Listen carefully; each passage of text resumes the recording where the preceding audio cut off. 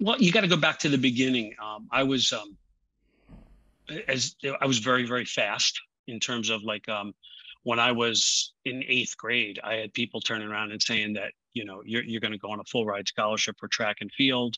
You're going to go to the Olympics, all that kind of stuff. And this is legit. And you were a pessimist? Okay, go ahead. I'm trying to see the two, but go ahead. No. So this is when I was in, middle school and everything like that. The football coach courted me, said, you know what, we want you, blah, blah, blah, blah, blah.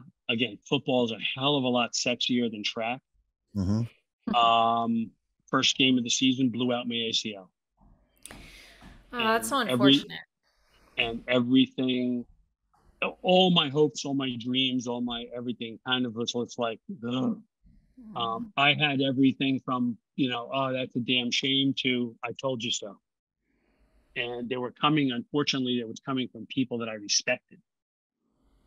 And, it was a downward spiral from there and so on and so forth. I kind of stopped caring a little bit. For how long? I mean, this happened in high school, I guess, or did this go on for years or years? Okay. All right. Thank you. Years. Go ahead. I'm sorry. No, it happened for years. I went to college. I got in college on a shoestring. My grades were crap. I was given an opportunity. And then I went away to college and I found out that partying was a lot more better than going to class. Yes, I've heard that. Christmas Eve of my freshman year in college, I got a letter in the mail saying you're on academic dismissal. Oh, and wow.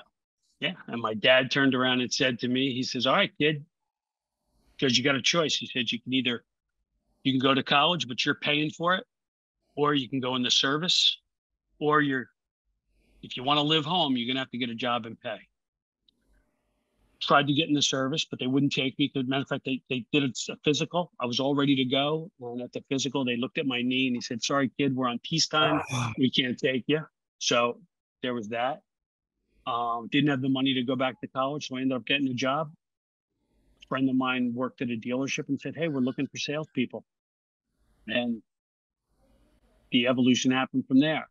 I met my wife about a year later. And when did things start changing was when my daughter was born. That was my tipping point. I realized that there was something bigger in this world than me.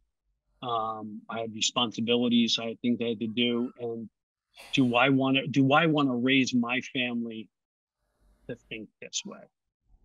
And I started slowly but surely reading good books. The first book I ever read was The Greatest Salesman in the World by Og Mandino. First salesperson. Hold on. Yeah, you're singing Russell's songs here. Hey, I'm rereading it for like the third time. It's right here on my desk. Yeah. Oh man. Yeah. Sorry, I got off track. That was the first book that I read. I got hooked.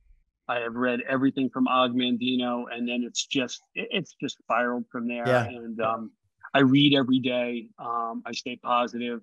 I've always had my faith. Which is good. I'm a practicing Catholic, and I try to do the right things, go to mass every Sunday. But I've always had my faith, and I had a wonderful mom and dad that brought me up the right way, and I've just been blessed with one of the most wonderful women on the planet, and my wife Wendy.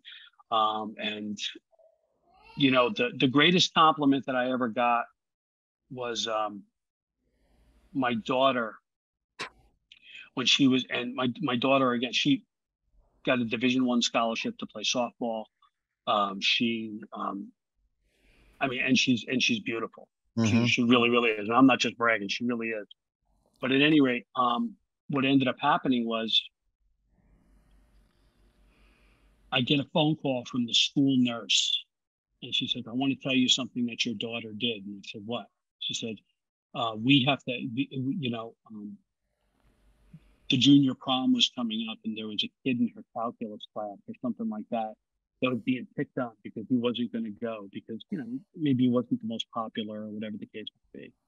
And my daughter turned around and says, I don't know what your problem is, but you're going to go to your junior prom and I'm going with you.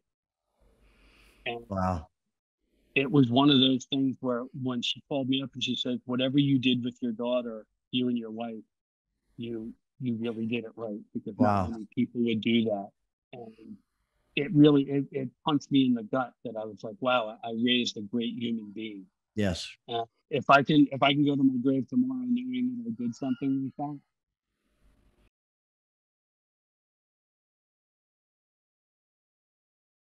Hello, everybody. Here's a quick word for you all. We know electric vehicles are increasing around the nation, actually around the world. The question we ask ourselves is, are we to fear the EV adoption and what it'll do to fixed operations? So we decided not to speculate, but to gather real data to see how electric vehicles will affect and change fixed operations in the future.